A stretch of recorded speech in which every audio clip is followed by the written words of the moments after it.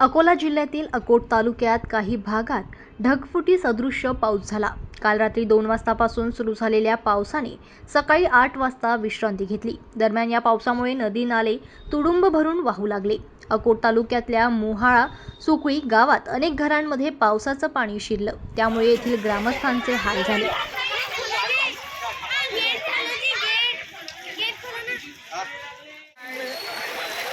नगर के road जो बनने का पूरा पानी कम से कम 20-25 लोगों के घर में पानी घुस गया। पानी निकलने को रास्ता नहीं लिखा।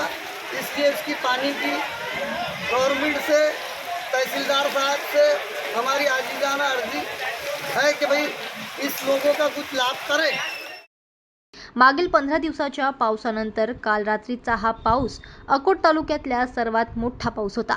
मोहळा गावात अनेकांच्या घरात पावसाचे पाणी शिरल्याने रात्रभर ग्रामस्थांचे हाल झाले असून आता येथील नागरिकांनी शासनाकडे मदतीची मागणी केलेली आहे। ये बरसात का पानी आया, सारे घर में घुस गए। गाँव जिले ये पलंग जिला साहब जो भी मदद करनी की है तो मदद करो। पूरा घर में पानी है। जनमत लाईव्ह न्यूज साठी अकोटमधून देवानंद खीरकर यांची रिपोर्ट। ये सब